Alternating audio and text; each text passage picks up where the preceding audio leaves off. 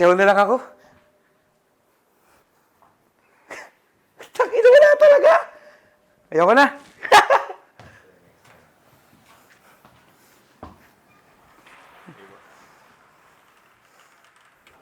Pag sinuntok ko, matatay talaga. Habang tumatayo, maglalakad talaga.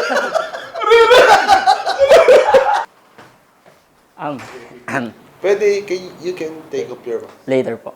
My name is Roldan Linas, tagig seller. Pwede, you can... Later po.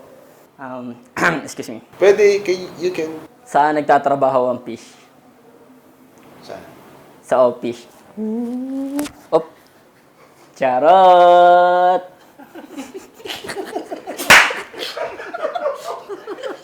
Charot! Uy,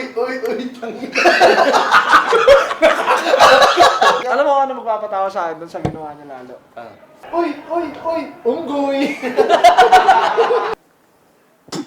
Good evening po, ako po si Cesar from Cagayan de Oro pa po. So, meron po akong joke. Ganito, merong isang tatay, tsaka yung pangalan ng anak niya si Juan. Si Juan sobrang kulit.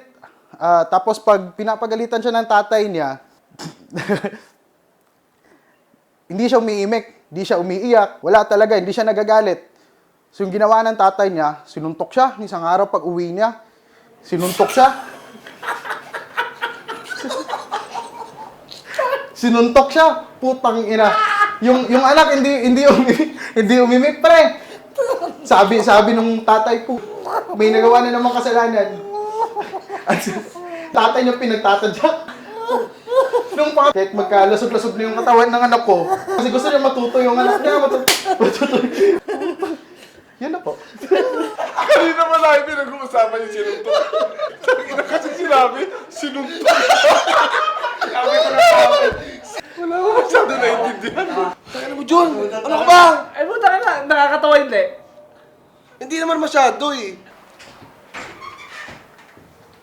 Hello, ako nga po pala si Aldren Agaran from Tuguegarao, Cagayan Valley, reseller po.